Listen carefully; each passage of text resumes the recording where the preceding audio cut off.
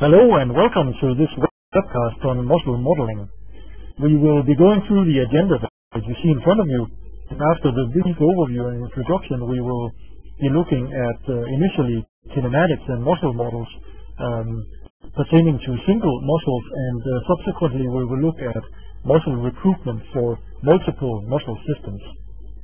The presenters today are John Rasmussen, that is me, I'm on the left here, and I will be doing the actual presentation, while Arne Kies, whom you see on the right-hand side of the picture, is your host, and he will be taking care of the technical matters during the webcast.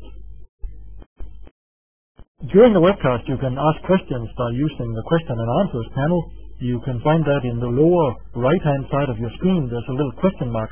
If you click that, you will get the question and answers panel, into which you can type a question anytime you like during the presentation. Please make sure that you, when you submit the question, that you submit it to host, presenter, and panelists. That way we will be sure that somebody here will hear the question and be able to answer it. So this rather messy slide is an overview of the webcast today. And we can say that the topic of muscle modeling is divided into two major branches. One of them is deals with single muscles and the different issues concerning single muscles, and the other branch concerns systems of muscles. And here the major problem is that muscle systems are redundant in the sense that there are too many muscles in comparison with the amount of degrees of freedom in the model. We are going to be studying in the single muscles branch the kinematics of a muscle, which is represented by two types of muscle models in the Anybody modeling system. One is the wire-point muscle, which goes from point to point to point, and the other one is the ShortestPath Muscle, which is a more advanced type of muscle that can wrap over bones and establish and release contact with bones. We furthermore will be looking at different muscle models. We have three muscle models of varying complexity. We have a simple one that is just a constant strength model. We have a two-element muscle model, which is based on work by Zajac, and finally we have a full-blown three-element hill-type model. To say that the different single muscles that you can define in Anybody comes from all sorts of different combinations of these options that I have just shown you. After that, we will be spending the majority of the time on that, but we'll also be looking a little bit into how the behavior of single muscles feed into the recruitment of redundant muscle systems.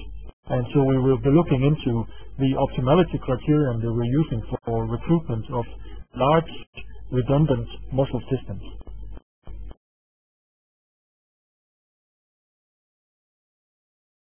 There's a class name defined for this. It's called any wire-point muscle. And by means of this class name, you can define muscles that go from point to point to point to point. So obviously a muscle like that has an origin, and in this picture that you can see here, it's several hundred individual muscles. Almost all of those muscles are wrapping over bone surfaces. And obviously when you have so many muscles and you have a movement and you have to compute the contact conditions of all the muscles at every time step, it's something that can take a little bit of time. Still, it is so efficient that you can easily do it on a personal computer, like the laptop computer that I'm using for this demonstration. I should say perhaps that when I say that the muscles are wrapping over bone surfaces, I'm not being completely accurate. What the muscles are doing is that they are wrapping over spheres and cylinders and cones and ellipsoids and those sorts of analytical shapes. So when we want the muscle to wrap over a cylindrical bone, what we do is we define a cylinder which is coincident with the surface of the bone, and then the muscle is wrapping over that cylinder. Or when the muscle is wrapping over the humeral head, we are defining the humeral head as a sphere, and then we're using the sphere for the muscle to wrap over. The algorithm that we are making is actually prepared so that it will be able to wrap over real bony surfaces in the future in such a way that you can simply use a CAD model of any sort of bony surface and import that into the system, and then the muscle will be able to wrap over that. We are quite close to being able to make that happen. By way of definition, these wrapping muscles are not actually very difficult to define. The simple picture that you see at the bottom of the screen here is from a muscle modeling tutorial that we have available online. This gives me the opportunity to direct your attention to our tutorials, which are open to anyone. They are publicly available on Anybody Technologies homepage. If you go into the homepage and you press the documentation button, then you will be guided down to the tutorial section. And in the tutorials you can find a muscle modeling tutorial where you can study in detail how these different types of muscles are defined. But just to give you an idea, you can see that in this picture we have a very simple model that has two muscles which are wrapping over a cylinder. And one of those muscles, the definition of that muscle is defined above. And you can see here the different elements of the muscle. The muscle must refer to a muscle model, which is the one that we have defined above the line I indicated here. And so this is, in this case, it's called simple model, and it's a very simple model which is defined elsewhere, so it's just a pointer to that definition. Then the muscle has an origin point that you can see here, and the muscle also has an insertion point which comes down here. And then in between the origin and the insertion, it is referring to any surface which is a cylinder. In this case, so it's simply referring to the gray cylinder that you see in the picture. And this is pretty much all that there is to definition of a wrapping muscle. Once you have defined where the muscle begins and where it ends, and the different surfaces that the muscle is wrapping over, then the definition is finished, and the system will figure out on its own what path the muscle is going to take from origin to insertion. There is one additional definition here, and that is the string mesh definition, which must be given when you define a muscle. And what you say by this command is how many points do you want along the muscle length. And so in order to solve this problem, the system is discretizing the muscle into a finite element formulation in which we are using a certain number of nodal points along the muscle. And so what this specification says is that in the present case, we're using 20 nodal points along the muscle to solve the contact mechanics problem. So having said that, we have covered the muscle kinematics, and I will go on to what is the main topic of the presentation this morning, which is going to be muscle models. So how do we specify the physiological behavior of a single muscle in the system? And the simplest muscle model that we have available is really very simple. It's the type of model that you see on your screen in front of you, and it's what we call a one-parameter muscle model, which only has a contractile element. So it's a muscle which can contract, and the way we define the contraction is that we specify that the muscle has a certain strength. In this case, you can see we have defined the strength as 100. So if we're using SI units, this would be 100 Newton. And that is actually all that there is to the definition of this type of muscle. As you can see, if you're into muscle modeling, you can also see that this is quite far away from the behavior of a real muscle. So the system also offers more complicated muscle models, which I will go into in the following. Let me just introduce briefly the different basic types of muscle models that are available. There are basically two types of muscle models that you can build upon. The first one is due to A.V. Hill, who was a British scientist who developed a phenomenological model, which was based on experiments with frog muscles. These models, because they are phenomenological, means that they take rather simple mathematical expressions, and you can work out the behavior of the muscle based on fiber length and contraction velocity. A more physiologically based description was developed by A.F. Huxley,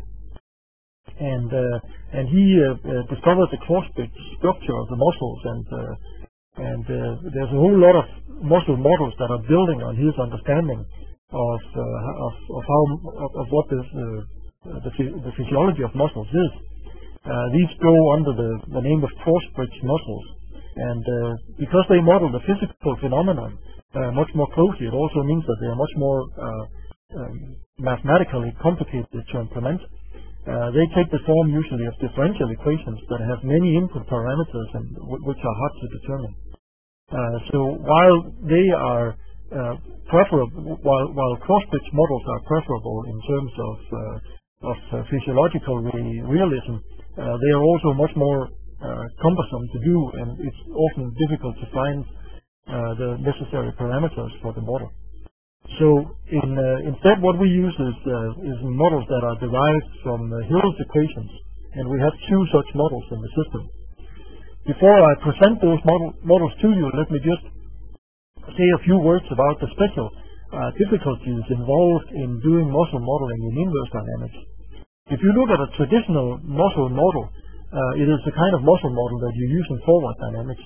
That type of muscle model is an attempt to mathematically formulate what takes place in reality, in the sense that the muscle has a certain state in the form of its present length, its present contraction velocity, and then we send an activation signal from the central nervous system into the muscle model, and the muscle model will then develop a given force in response to that. That would be a traditional forward dynamics model. Unfortunately, we cannot use that directly in inverse dynamics, and the reason is that in inverse dynamics we must fulfill the external equilibrium where we have given movement and external forces, and that means that from the beginning we have downs on the muscle forces. So we cannot just get an activation signal and send into the muscle model, because then the sum of the muscle forces that would be coming out of all the muscles would probably not be balancing the external equilibrium. So what we do instead is a kind of a feedback loop in which we put the length and the velocity, but not the activation signal. We put those into our muscle model, and we compute a muscle strength based on that.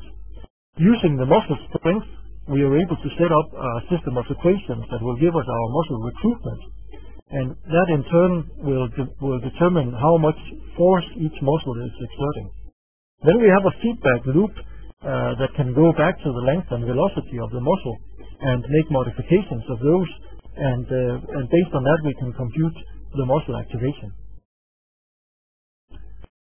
So let us look at the two different types of Hill models that we have in the system. The first one is simplification, which is due to Zajac. It was in a paper that Zajac wrote, I believe, in Critical Reviews in Biomechanics a few years ago. And this is a two-element model that has a contractile element and a serial elastic element, which here is representing the elasticity of the tendon. The advantage of this model is that it is still relatively simple to define. You can see at the bottom of the screen here that we need to define only 5 different parameters for this muscle. The first parameter is the force, the isometric force of the muscle, which could come from dissections or knowledge of the cross-sectional area of the muscle. We need to define a nominal fiber length and a nominal tendon length, and then we need to define a nominal tendon strain, which is the strain that we are presuming that the tendon has at maximum muscle contraction. Now, this is actually not a very difficult number to get, because it's reasonable to presume that large muscles have strong tendons and small muscles have weaker tendons, and so all the tendons, since they're made out of the same material, will end up having the same strain at the maximum muscle force. So this parameter can pretty much be the same for all the muscles. And then we need to specify the maximum contraction velocity that the muscle can, at which the muscle can exert any force. If we adhere to Zajac's simplifications, then we can come up with a really simple formula for the strength or the force development in the muscle, where the force development is proportional to the activation signal that the muscle is receiving, and it's proportional to to the strength of the muscle. And then we have a bilinear term here, which is linear in terms of the muscle length. The first term here deals with the muscle length, and it is also linear in the muscle velocity. So it's a bilinear form in length and velocity. We take the force length relationship and the force velocity relationship into account, but we linearize both of them. I will come back to later a description of what kind of consequence using a muscle model like that will have on a specific example. But let's say now that this takes some amount of contraction dynamics into account because it has the force length relationship and the force velocity relationship, but it disregards the passive elasticity in the muscle. There's also an undesirable effect in this model in the sense that it cannot switch off it can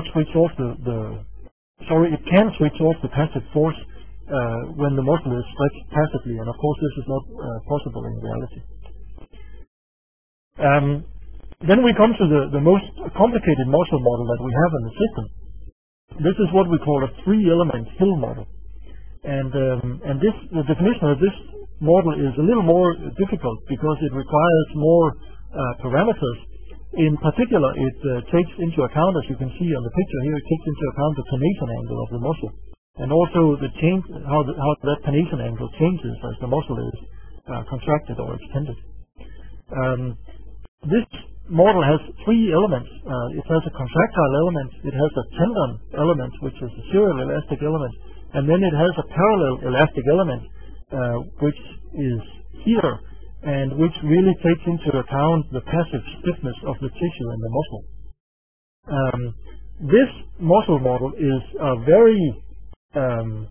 it's a quite accurate description of the behavior of a real muscle. We have done extensive comparisons between different formulations of this muscle model, and we have found that the differences between different types of muscle models, as long as they take these basic properties into account, is not really very big. And for that reason, we have also excluded, as you can see here with the red cross here, we have excluded the serial elastic element in the muscle model, and we are just leaving this to be represented by the tendon elasticity. It turns out that leaving this term out has very little impact on the behavior of the muscle model in a system of muscles. The disadvantage of this type of model is that there is a numerical solution necessary inside this muscle model, and this has to do with the fact that when the muscle is being subjected to a force, then the muscle properties are changing in the sense that the pronation angle can be smaller and the tendon is stretching and so on. So there's a certain feedback mechanism going on inside the muscle, and this has to be solved numerically. It is not very time consuming though. If we draw a picture of what this type of muscle model looks like, you can see the different components here. You can see 3 surfaces here pretty much on top of each other, and the surface which is at the very top is the surface which is the force that the muscle is developing, the total force that the muscle is developing. Down here at the bottom, you can see the surface which is blue for most of the interval here, and which then grows up is the one that represents the passive elasticity in the muscle.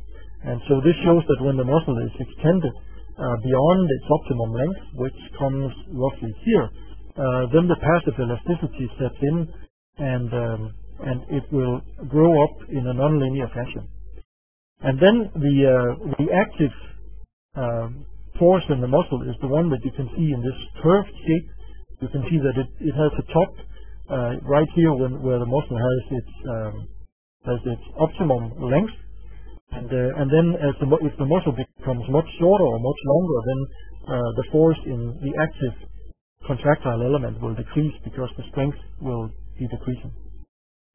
If we look at a particular muscle, say the gastrocnemius muscle, and how that behaves in our model, you will get a picture like this in terms of the force-length relationship.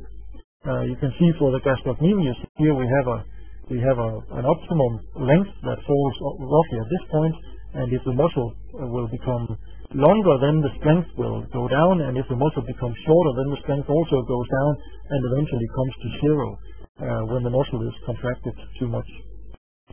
If we look at this, this means, I should remember to say that obviously this means that when you define this type of muscle in the system, it is really important that you take care to define the correct tendon length, because if the muscle doesn't have the correct tendon length, then the contractile element of the muscle will not have the opportunity to work in its optimum interval. And so this can give you a very large error on the strength of the muscle. And I'll show you in a demo in a few moments how the system can automatically calibrate the tendon length of the model so that you that all the muscles will be working in the correct intervals. If we look similarly at the force-velocity relation, you get something like this, and you can see that for negative velocities, that means for higher contraction ratios, this is negative because the muscle is getting shorter when it is contracting. You can see that the strength of the muscle will go very quickly to zero, and you can also see that it sort of evens out to a constant value when the velocity is increasing. Okay, so we've come to the point in time where I will close down the PowerPoint presentation and do a very quick simulation of a bicycle model to show you how these muscle models are working in practice. So I'll just close down the PowerPoint presentation and open up the Anybody modeling system. And I'm really hoping that this is going to work okay, because what I'm using here is a beta release of the system, and you never know how that works out. But I'm going to open up a model view window, load in my bicycle model, and just bring it into focus like this. And then if you look down here in the lower left-hand side of the screen, you can see that I have two different types of studies that I can use. And one of them is called calibration. And I said just before that it is very important that the muscles have the correct tendon length. On the other hand, it can be quite difficult to figure out what the correct tendon length of a muscle is when you have models that are scalable and can become smaller or larger with different populations, and also when you have muscles that take very complicated paths from origin to insertion and wrapping over different bones. So the system has an automatic mechanism that can calibrate the tendons, and these are called calibration studies. And I'm going to run this quite slowly so that hopefully the graphics can be transmitted and you can see what goes on. You can see that I can highlight a calibration sequence here, and when I run that calibration sequence, I'm going to do that stepwise. And then you will be seeing the legs changing posture one by one.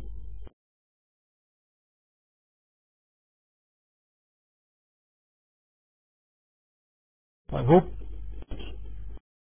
transmission speed is fast enough for you to receive the pictures, but you should see the legs moving slowly into different postures, and every time the leg takes on a certain posture, the tendon length of a group of muscles is being calibrated. So I think you probably pretty much get the idea now. Works. So I'm just going to finish the calibration sequence like this, and you can see down at the bottom of the screen it says that now the muscle model properties have been updated. This means that the system has changed the tendon length of all the muscles in the leg to fit the actual size of the leg that we're using here. So the next thing I'll do is I'll run the inverse dynamic analysis, and I'll do that also in steps to allow the model to transmit its pictures to your screens. You can see as the bicycle model is moving here, you can see that the muscles are bulging up and down as a sign of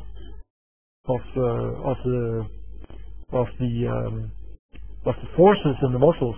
And maybe you can also see that under the feet of the pedals you can see that we have little arrows that are growing up and down, and these are showing what the reaction forces are between the feet and the pedals.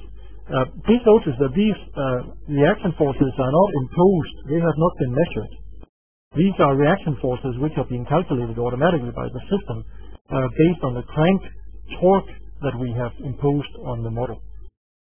And I know that every time we run these simulations, we have some trouble with the transmission speed through the Webex system.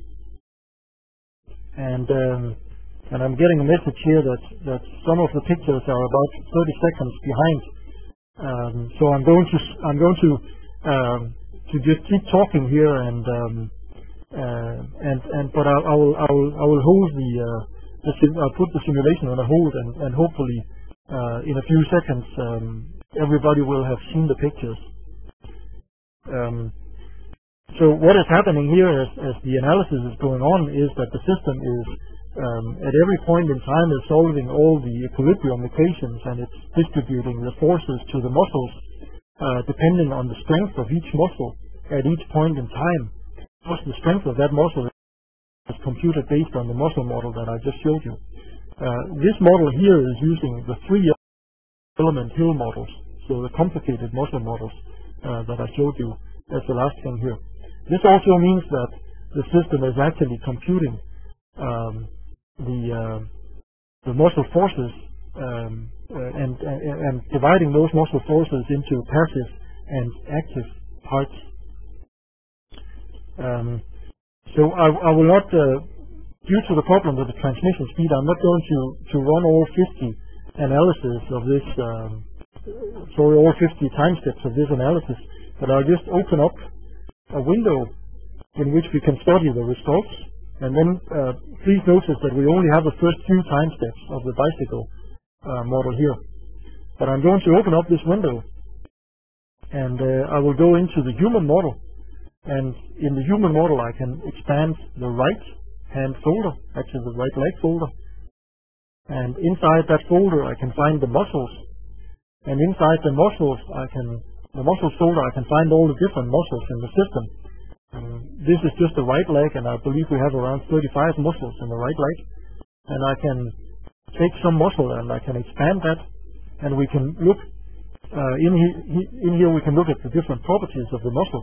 If I plot the muscle force, the Fm, that will be the force in the contractile element of the muscle. And in this case, this is the soleus muscle. You can see how the force here in the right leg is growing up as the pedal is moving down and coming to the place where we have the maximum crank torque. I can also plot the force in the tendon, which is the one called Ft. And when I do that, you will see the picture is almost the same as the force in the muscle. I did that now to see that it's almost the same shape, but there is a little bit of difference. And the difference between those two graphs is actually the passive force. So this muscle is at a state where there is a passive force present in the muscle. And if I plot that, we can get a picture that looks like this, which shows us that in these initial stages of the bicycling action, we are having passive forces in the soleus muscle, which are somewhere around 60 Newton. And if we wanted to, we could plot all the passive forces at the same time. I can do that by just exchanging the name soleus up here in my specification line by an asterisk. And if I do that, I get all the passive forces in all the muscles at the same time. And you can see here that the force, the one that has the biggest passive force in this case is a hamstring muscle. And I suppose that this could be very relevant if I was riding the bicycle, because I have very stiff hamstrings. And you see that here's a passive force of around 100 Newton. So I will not go on with the demonstration, with the online demonstration here, because I'm afraid that it's going to create congestion in the image transmission. So I'll just go back to my PowerPoint presentation. Open that up again. And then I will continue to look a little more closely at what the division between passive and active forces in the muscle models can mean to simulation of a muscle system. The case that I want to show here is the case in which somebody is bending over and lifting a given load. I don't remember the exact size. I believe the size of the load is 10 kilograms. But you can see, oops, sorry about that. Just have to change my pointer. You can see here in the hands of the person, you can see a little red ball which is representing the load that the model is lifting in this case. You can also see that in response to this load and in response to the gravity on the body, you can see that the muscles on the posterior side of the body are being colored red and are bulging up, and this is of course a sign that most of the force is active on the posterior side of the body. Now let us look at the exact results of a simulation like that, where we are looking at a person bending over at different spine flexion angles. If we look at that kind of result, we can get these kinds of graphs out of the system. Now, the first graph that you can see on the left-hand side is the effort of the muscle model, and by muscle effort I mean the maximum muscle activity in any muscle in the system. I will get back to the significance of that at the end of the talk, but for now, please just think about this as the amount, as a percentage of maximum voluntary contraction that the model is using. And you can see that this grows up pretty much linearly as the model is bending over.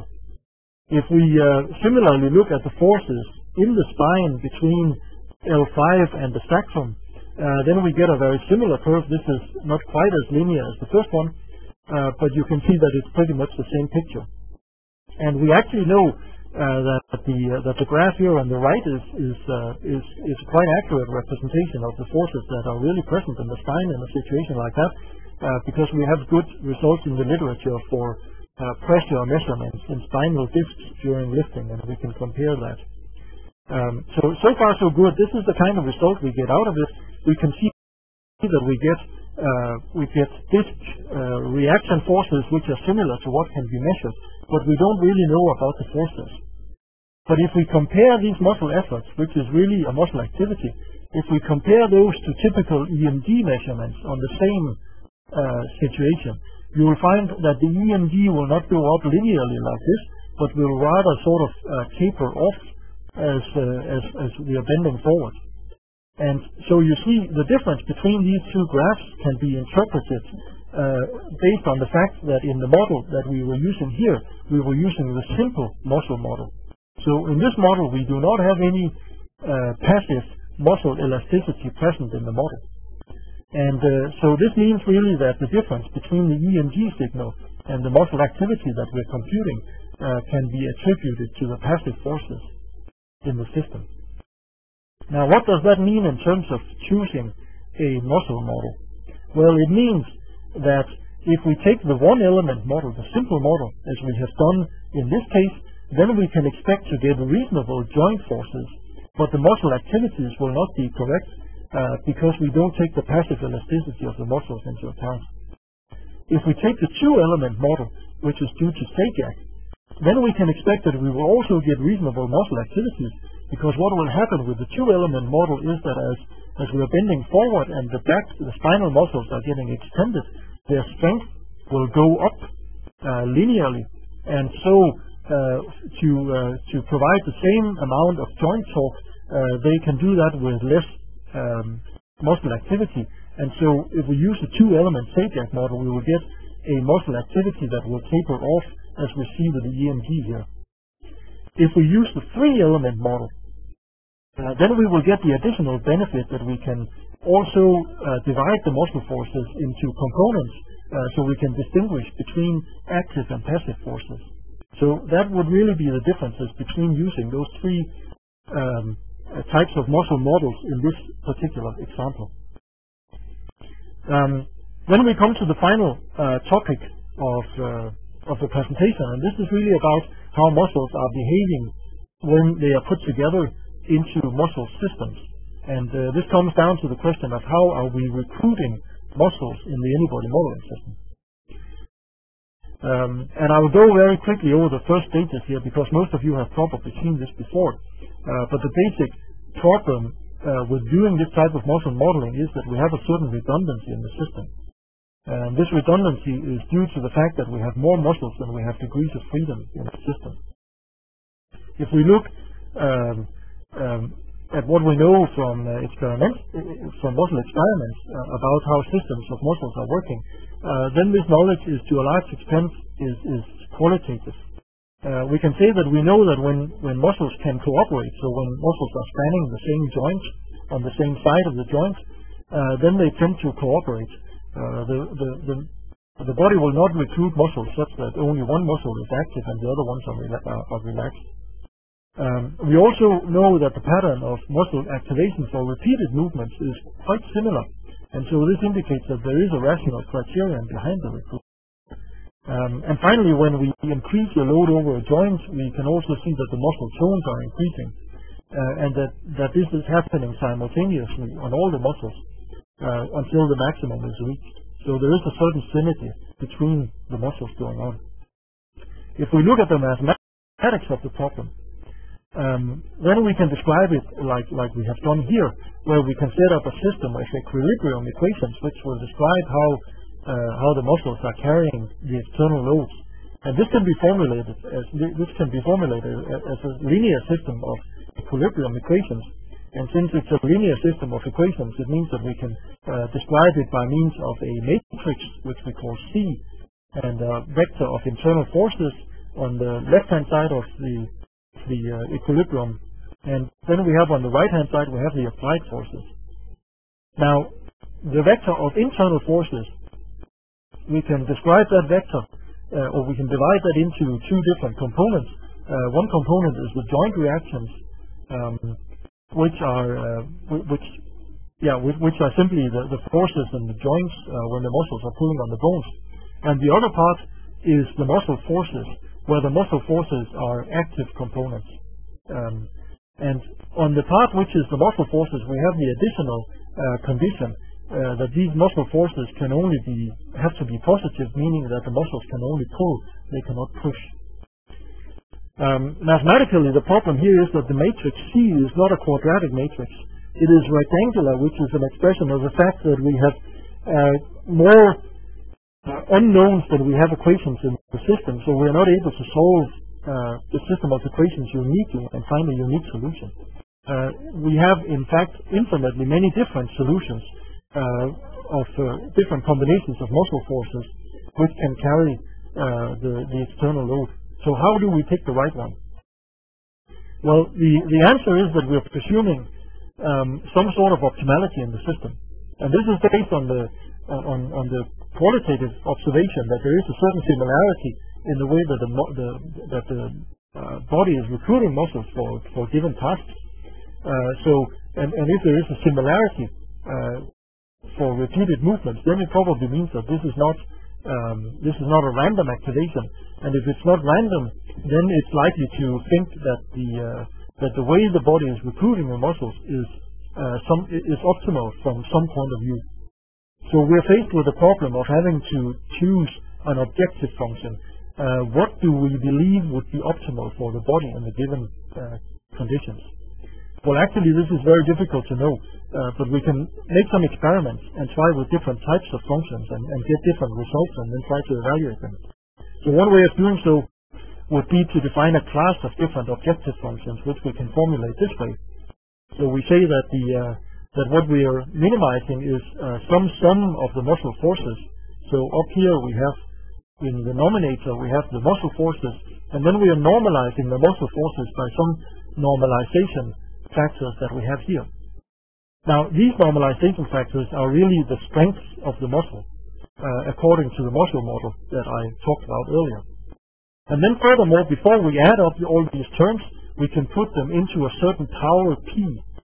And so by using different combinations of Ni and P, we can come up with different objective functions and see how they behave compared to what can be observed in reality. The first and very simple observation we can make is that if we set P equal to 1, then we're not going to get a very good result, because this will actually fail to produce muscle synergism for small loads. It means that typically only the largest muscle, and the muscle that has the best moment arm around every joint will be doing the work, and the other muscles will not be doing anything. So P equal to 1 is not a good choice, unfortunately, because that would have been very easy to do. It would have given us a linear programming problem that can be solved very efficiently. Now, if we use any value of P that is larger than 1, then this criterion is going to predict muscle synergism of some sort. And the larger the value of P, the more synergism we will get until we get to P equal to infinity, which will give us the maximum synergism. If we have P smaller than infinity with this type of criterion, then what can happen as we increase the load is that this objective function is going to predict that some of the muscles will be loaded above 100% of their strength, while other muscles who could carry more of the load will be loaded to a less extent. And of course this is not physiologically possible, because a muscle cannot carry more than 100% of its strength. So usually this will, using a value of P between 2 and infinity, will require additional constraints on the problem, which will prevent muscles from being overloaded. There are also other criteria in the literature that can handle this without additional constraints, and so there are many different types of criteria that you can try out. But the bottom line here is that all criteria which are non-linear, meaning that they have P larger than 1, will predict synergism in the muscles, and sometimes also antagonism actually. Now the way we are formulating this in anybody is as a minimum fatigue formulation. So we are minimizing, we are really setting the power P to infinity, and when you do that, you get a formulation which is equivalent to what you see here.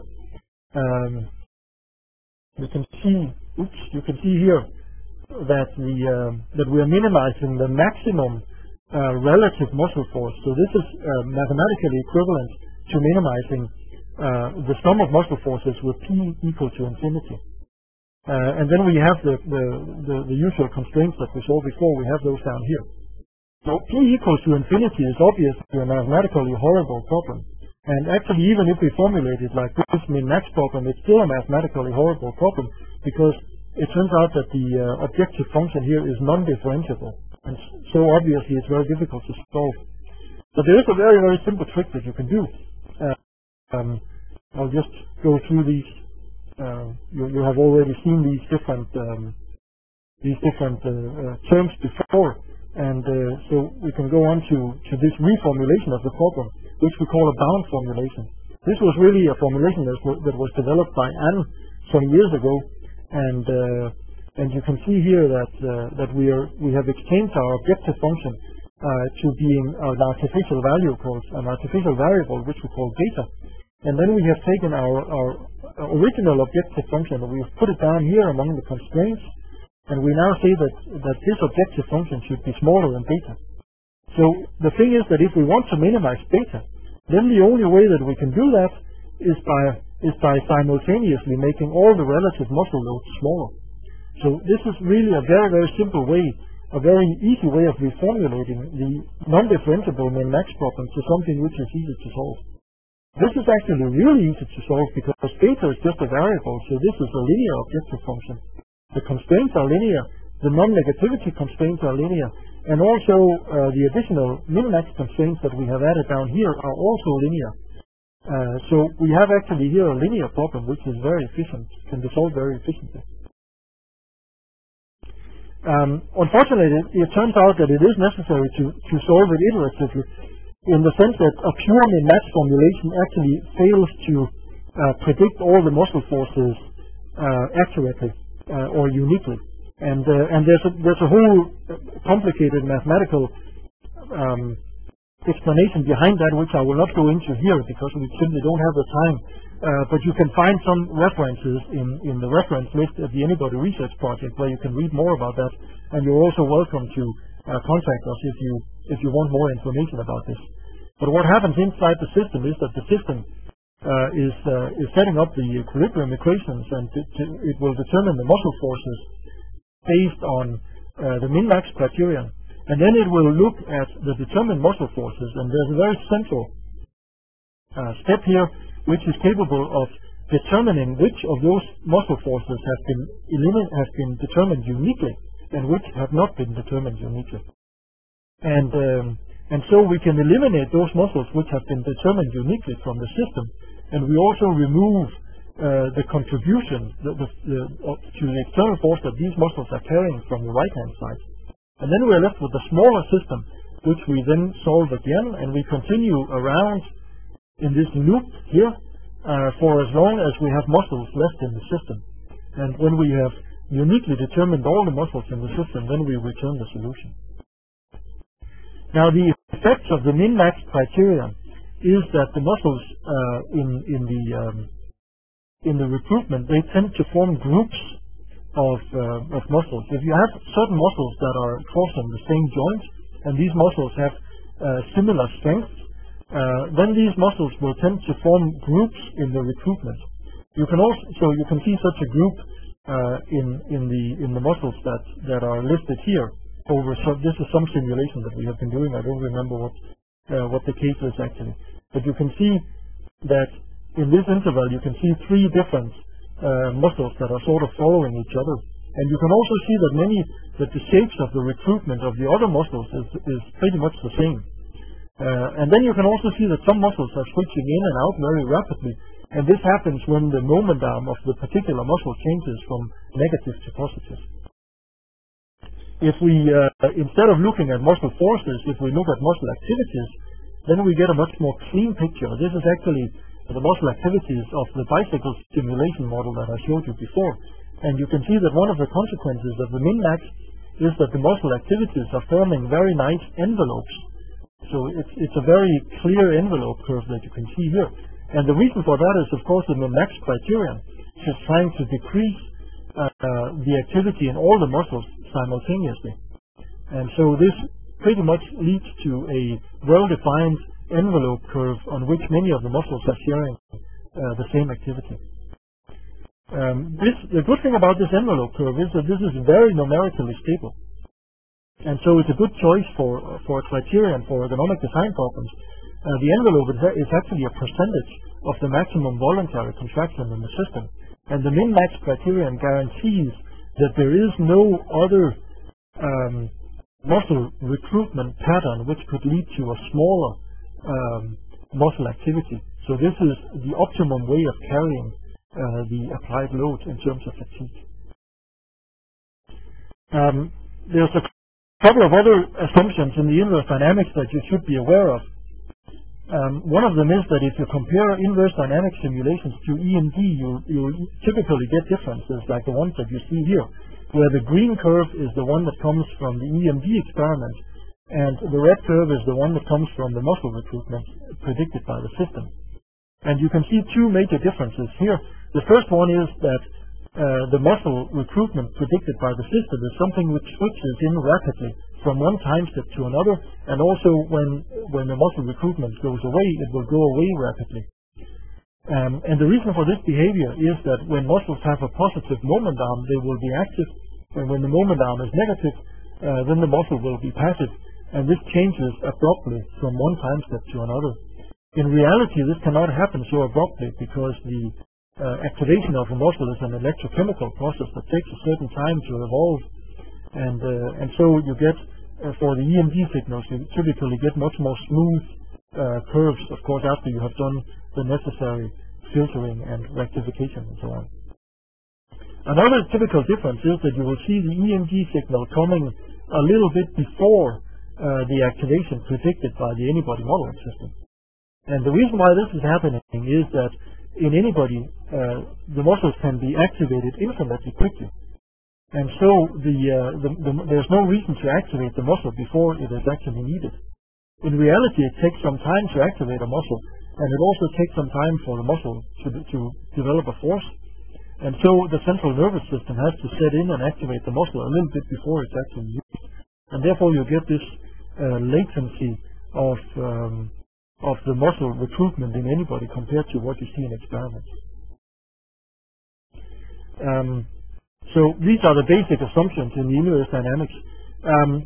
When you do min-max recruitment of muscle forces for very low intensity tasks, then you can sometimes see that more muscles than you actually think is reasonable will get recruited by the system.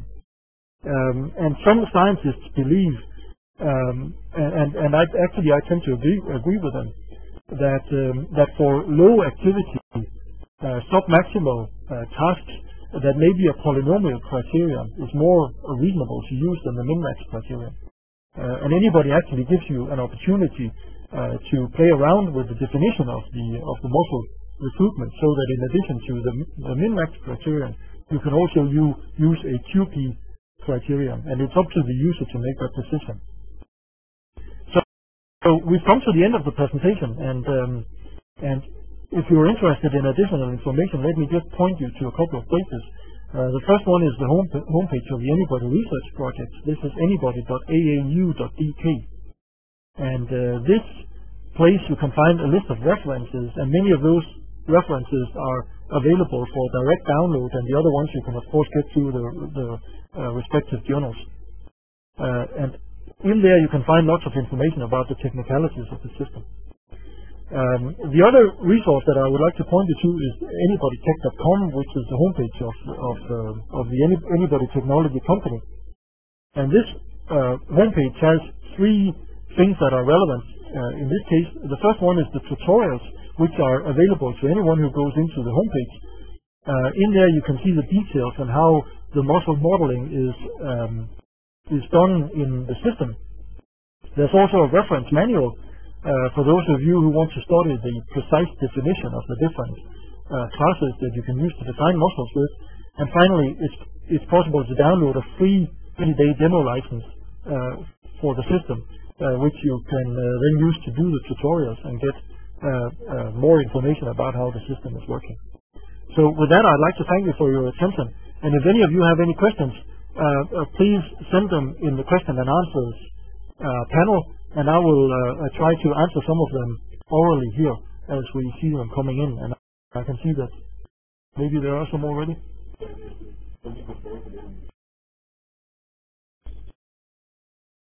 Yeah. People are asking me to go back to the question and answers panel so that you can see how to do that. So at the bottom right-hand side of your screen, you can find a little question mark. You click that question mark, you will get a question and answers panel on your screen. And in that panel, you can type in questions. Please make sure that you send the questions to host, presenter, and panelists. That way we are sure that somebody here will pick up the question and we'll try to answer it. There is a question here that says, due to computer problems, I missed the QP recruitment definition. Could you repeat? Well, actually, you didn't miss much because I didn't go into the QP recruitment definition. But the way it's done in the system is that in addition to the min-max objective function, there is also a quadratic term that you can add to the objective function. It's called QP recruitment penalty or something like that. You can look it up in the reference manual. If you want to do that, you can set that penalty factor to a non-zero value, and if you use a large value, say if you set it to 1,000, then it's going to dominate the solution completely, and it will mean that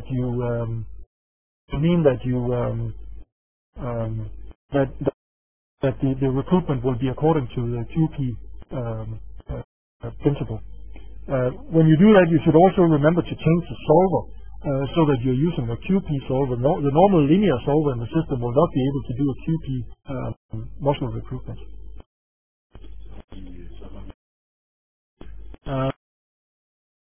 There's a question here that says, how does the different muscle models handle eccentric and concentric activity? Well,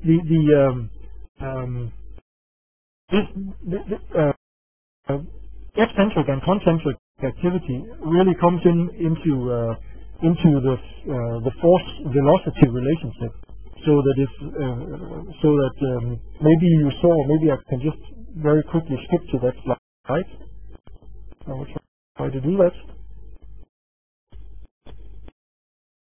here. So probably on your screen here you can see the force velocity relationship, and so since the system does a kinematic analysis first, it knows at the time of the muscle recruitment whether the muscle is contracting or extending, and so it can go in and find the correct point on this curve and recruit the muscle according to its strength in the present situation, whether it's concentric or eccentric. So another question here: how do you define the origin and insertion of a muscle? The origin and insertion points are simply points on the bones, on the skeletal bones. So each skeletal bone, which is called a segment in the system, has its own local coordinate system, which is moving when the skeleton is moving. And in that local coordinate system, you simply define an origin or insertion or via point of a given muscle. And then in the muscle definition, you just refer to that point. There's a question here that says, how true is the fact that the CNS acts in a min-max way? I'm sure that that's something that people could probably discuss for days and not come to a conclusive answer about. The truth is that nobody knows what the correct criterion is. There are some criteria which we know are not correct, and the linear criterion is such a criterion that simply does not correspond with what we can find from experiments. But whether the min-max criterion or another polynomial criterion is the correct one, we simply don't know. What we aim to do in anybody is that we aim to not make that decision for people. We would like to make available user-defined objective functions in the muscle recruitment.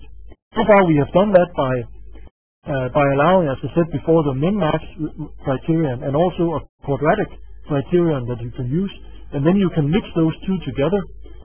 And what I didn't say is that we actually also have a linear term that you can add, so that you can make linear combinations of min-max, quadratic, and linear muscle recruitment.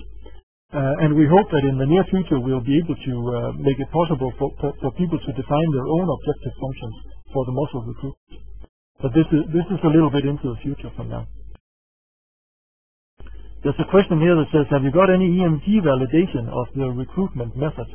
The answer is yes. We have pretty good EMG validation for bicycling. Exactly the example that I showed you here. For that we have pretty good EMG validation. The min-max criterion works nicely for most of the muscles for that kind of problem. We also have some validations for the shoulder model, in which we have been comparing with EMG in the literature. And we have some validation for the spine, and I know that more is coming along at the moment.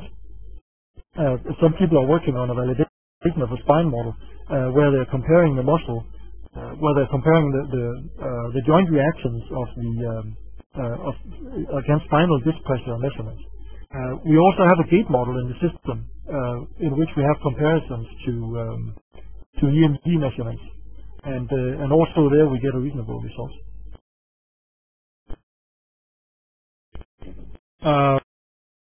Yeah, that's right. Somebody is also telling me that we have a mandible model that has given us quite a bit of validation through fine wire EMG measurements. There was a webcast about that a little while ago, and I think you can find more information about it in the homepage. There's a question here that says, does the model take gravity and acceleration forces into account? And the answer is yes. The model is a complete mechanical description of the system, so there are no approximations in terms of these types of mechanical issues. It has a full and complete acceleration and gravity effect included.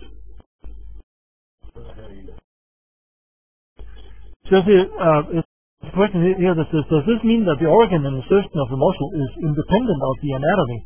I.e., the origin can be at either end of a muscle and the insertion at the opposite end. How should I answer that? The muscle models that we have are not directional. So the way the muscle is defined is, I should say the effect of the muscle does not depend on whether it's defined one way or the other. If you decide to turn the muscle upside down, then you won't see any difference in the system. By default, we are always defining our muscles in the system from proximal to distal. So we always begin with the origin and end with the insertion. But if you want to do it the other way around, the system doesn't put any constraints on you in that direction.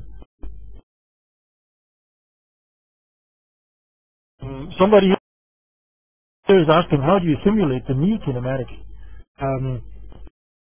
We have now two different knee models in the system, but really the answer is that the models that we are using in the system are distinct from the system. So users are actually responsible for building their own models.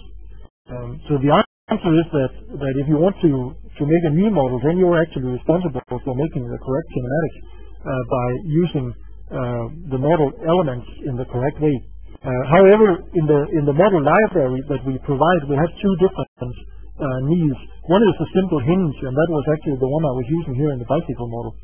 But there's also a model that was developed by the university in Enschede in Holland, and that model has the correct key kinematics in the sense that you get a combination of sliding and revolving movement in the knee. What the model still fails to do is that it doesn't distribute the knee reaction forces onto the different elements in the knee. So you cannot distinguish the force in the ligaments from other forces in the knee. We are hoping somebody will take up the challenge of developing a knee in the near future, which will give us the opportunity to distinguish the forces between the different knee elements.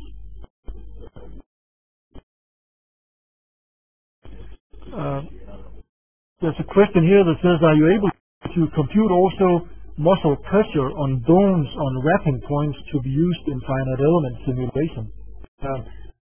The answer is yes.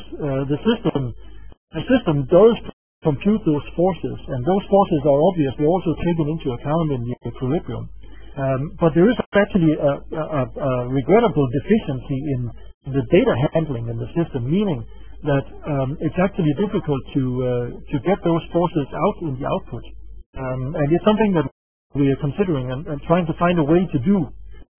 If you have a specific model where you have that problem, I think we should take a dialogue on how to get the forces out.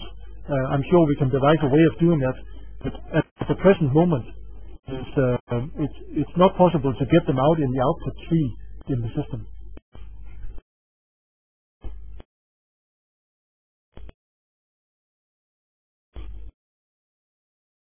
I should say that in the case of the origin and insertion points, you can get the forces out, and also in the case of buyer points, it's possible.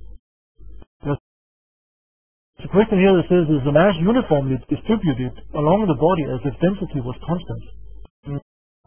So the answer is that when you define a segment in any body, you give the segment mass properties, and since it's a rigid body, those mass properties are referred to the center of mass of the segment.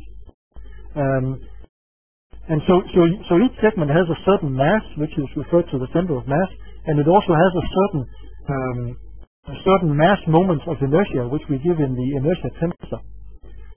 So all in all, you have seven independent mass properties of each segment that you can set. So the mass is not distributed evenly along for the different segments, but rather the mass is distributed according to measured mass properties of each segment. There's a question here that says, why not include electromechanical delay in the muscle model to account for activation latency? Well, we are thinking a little bit about ways of doing that, and I think we have a couple of research projects that are that are coming on that will allow us to do that. The thing is that it is not as simple as it sounds. It's not simply a question of delaying everything in the model. We have right now the very attractive property in the model that time steps are independent of each other because of the inverse dynamics formulation. We would like to retain that nice property, and when we start tying time steps together, we will lose that nice feature. But we believe that there are ways of handling the problem, and we are trying to set up some research projects together with some Swedish collaborators that will allow us to attack that problem. Then we'll take the last question. My meeting manager here is saying that we should take the last question. There's one here that says, do you believe that it is valid to assume that the min-max objective function does not change with loads and position of the segments? Well, that's a hard question, because basically we don't know what the motivation of the central nervous system is behind recruiting muscles in a specific way. My guess is, though, that my feeling is that there should be some sort of generic criterion that the body is trying to obtain in the way that it's recruiting the muscles, and that this criterion is probably the same regardless of the situation that you position yourself in. It's a really complicated issue. What we can see is that we get pretty reasonable muscle recruitment from the min-max criterion, but the same can be said for many of the other criterion types. If you do the similar criterion with a quadratic objective function or a third-order quadratic objective function, or with an objective function called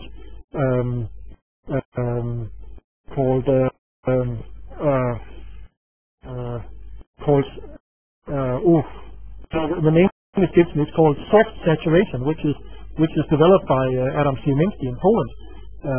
For all these different reasonable criteria, you get, in many cases, very similar muscle recruitment patterns.